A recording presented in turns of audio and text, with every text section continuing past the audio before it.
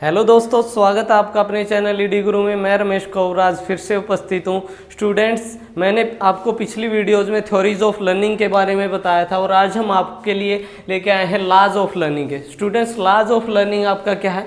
सीखने के नियम के बारे में आज हम आपको बताएंगे कि एक क्लास में किस प्रकार से आपको क्या नियम अपनाने और किस प्रकार का माहौल रखना है। आज हम आपको इसके बारे में बताते हैं।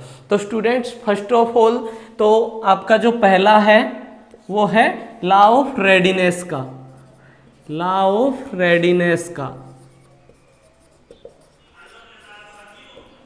स्टूडेंट्स, आपका जो लॉ ऑफ रेडीनेस है ये क्या है? तत्परता का नियम है। ठीक है, आप इस चीज में जब आपकी क्लास होती है आप उसमें किस प्रकार से रेडी है। स्टूडेंट्स, जब मैं आपको पढ़ा रहा हूं तो आपका ध्यान पढ़ाई की तरफ कितना है, आप इस चीज़ के बारे में कितना एक्टिव है क्लास लेने के बारे में, वो सब आपके ऊपर डिपेंड करता है कि आप किस प्रकार से क्लास में बैठे हो। आपका फिजिकली इधर हो या मेंटली बाहर हो, आपको जब आपका क्लास यहाँ होगा तो आपको फिजिकली एंड मेंटली यहीं रहना पड़ेगा। ठीक है, इसीलिए आपका जो लॉ ऑफ रेडीनेस का है कि आपको क्लास के प्रति या पढ़ाई के प्रति बिल्कुल रेडी होके आना पड़ेगा। ठीक है स्टूडेंट, आपका जो दूसरा है स्टूडेंट्स, इसमें है लॉ ऑफ एक्सरसाइज का।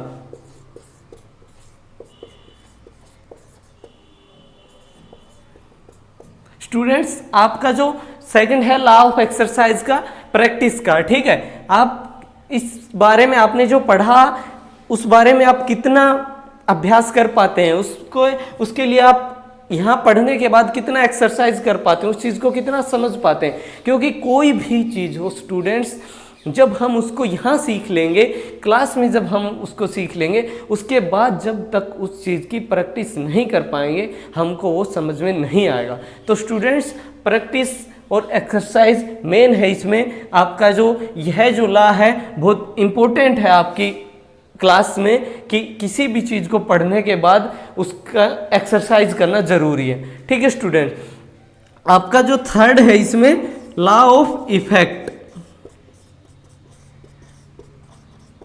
स्टूडेंट्स, लॉ ऑफ इफेक्ट जो आपका है कि प्रभाव के नियम, आपको जो पढ़ाया गया है या आप जो पढ़ रहे हैं उसके बारे में आप कितना, आपको उस चीज़ का कितना आपको प्रभाव पड़ता है। क्लास जब आपका टीचर जब क्लास ले रहा है, आपका टीचर जब क्लास ले रहा है, आप उस चीज़ के बारे में जब सीख रहे हो, आप कितना प्रभाव उस चीज़ पे डाल रहे हो। ठीक है, तो आपका जो थर्ड है लॉ ऑफ इफेक्ट है। स्टूडेंट्स, जो आपका लॉ ऑफ लर्निंग है इसमें काफ़ी सारे आपके नियम आएंगे इनके जो, ठीक है, लर्निंग के काफ़ी सारे नियम, उन्हीं में से मैं आपको बता रहा हूँ। जो आपका थर्ड है लॉ ऑफ इफेक्ट का, हमने बताया कि आप किस प्रकार से उस चीज़ पे प्रभाव पड़ रहा है, आपका जो क्लास है टॉपिक है उस पे कितना प्रभाव पड़ रहा है। ठीक है स्टूडेंट, अब आपका जो फोर्थ है, ठीक है, फोर्थ है आपका लॉ ऑफ पर्पज का। स्टूडेंट्स, लॉ ऑफ पर्पज का आपका जो पर्पज है, आप जो चीज़ सीख रहे हैं, आपकी जो क्लास है उस चीज़ का क्या पर्पज है, उस टॉपिक का आप उसको क्यों सीख रहे हैं। स्टूडेंट्स, आप उसको क्यों सीख रहे हैं, उसका क्या उद्देश्य है। ठीक है, तो यही आपका जो है, मैंने बताया आपका जो फोर्थ है लॉ ऑफ पर्पज का है। उस कोई भी टॉपिक है आपका, लगा लीजिए आपका यही है, आप इस चीज़ को क्यों सीख पा रहे हैं, आप इस चीज़ को क्यों सीख पा रहे हैं, इस चीज़ के पीछे क्या लॉजिक है जो आप सीखने के लिए इतना उत्तेजित है इस चीज़ में। ठीक है, तो आपका जो फोर्थ है वो है लॉ ऑफ पर्पज है। स्टूडेंट्स, इसी के अंदर जो आपका फोर्थ है ये है लॉ ऑफ पर्पज। फिफ्थ है जो, वो है आपका law of association.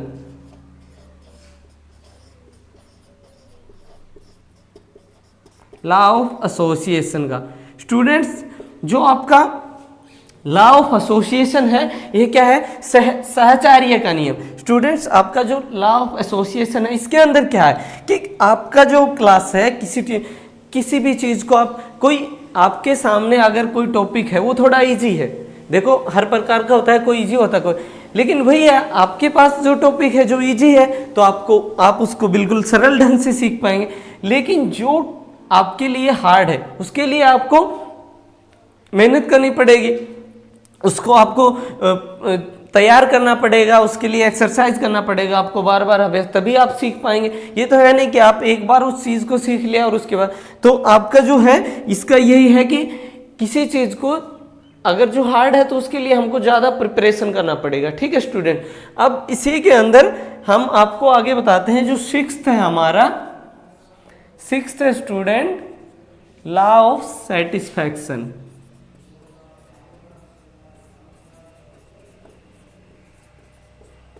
Law of satisfaction का स्टूडेंट्स कि सेटिस्फैक्शन का है, लॉ ऑफ इम्पैक्ट, ये लॉ ऑफ सेटिस्फैक्शन। स्टूडेंट्स इसके अंदर क्या है कि जब आप कोई भी आपका टॉपिक है या क्लास है, आप उस चीज़, जब आपको टीचर पढ़ा रहा है, ठीक है, आपको टीचर पढ़ा रहा है, आप जब क्लास में बैठे हैं उस चीज़ को आप देख पा रहे हैं, लेकिन उसके बारे में आप कितना समझ पा रहे हैं, या उस टॉपिक से या उस टीचर से जो आपका इंस्ट्रक्टर, उससे कितना आप सेटिस्फाई है, आप उस बारे में कितना सेटिस्फाई है उसके बारे में। ठीक है, और स्टूडेंट्स जो आपका है ये लॉ ऑफ सेटिस्फैक्शन का, इसी के में यही है कि आप उस चीज़ को कितना समझ पा रहे हैं। ठीक है, आपका जो सेवंथ का है लॉ ऑफ मैच्योरिटी।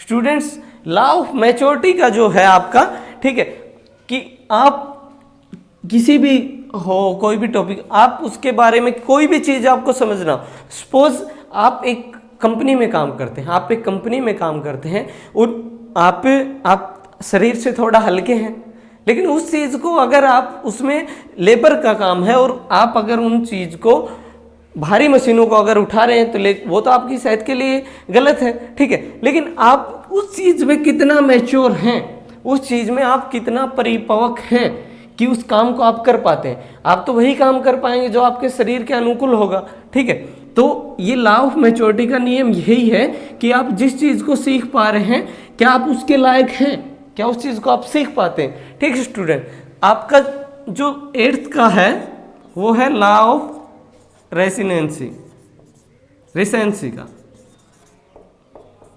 स्टूडेंट्स आपका जो 8th है लॉ ऑफ रिसेंसी का है, इसमें लॉ ऑफ रिसेंसी का क्या है, ठीक है, नवीनता का।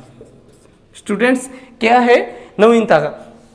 आपको जब सिखाया जाता है, सपोज करो आप सीख रहे हैं, कोई भी आपका आज एग्जाम है और उस चीज़ में किसी भी टॉपिक में नए हाल में, मतलब उसी हाल ही में जब उसके अंदर कोई बदलाव किया जाता है या संशोधन किया जाता है, आप कोई टॉपिक है आप उसको पढ़ रहे हैं, ठीक है, कोई भी टॉपिक है आप उसको ठीक से पढ़ के समझ में आ रहा है आपको, आप उसके बारे में बिल्कुल सही से जानते हैं, लेकिन जब आपका एग्जाम है और उससे 1 घंटे पहले आपको अगर कोई ये बोल दे कि इस चीज़ में ये बदलाव हो गया, इस चीज़ में ये चेंजमेंट आ गया, उस चीज़ में कुछ चेंजमेंट करवा दे, लेकिन आप तो उस बारे में उसको ठीक से पढ़े हो, आपने तो उस चीज़ को समझ पा रहे हो और उसी वक्त उसके अंदर बदलाव किया जाता है, तो आपको उसको समझने में दिक्कत होगी। इसी के अंदर आपका जो 9th है, अब जो आपका 9th है वो क्या है, लॉ ऑफ मल्टीपल लर्निंग।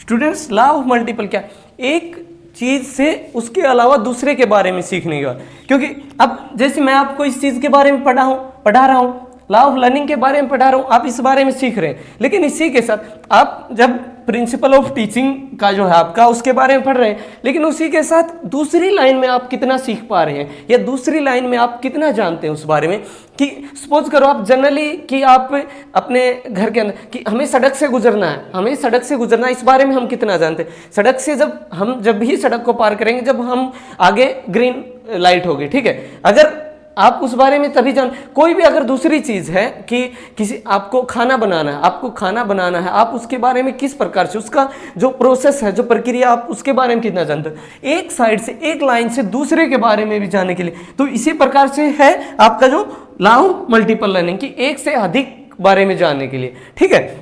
इसी के अंदर आपका जो 10th है वो क्या है, लॉ ऑफ एक्टिव पार्टिसिपेशन।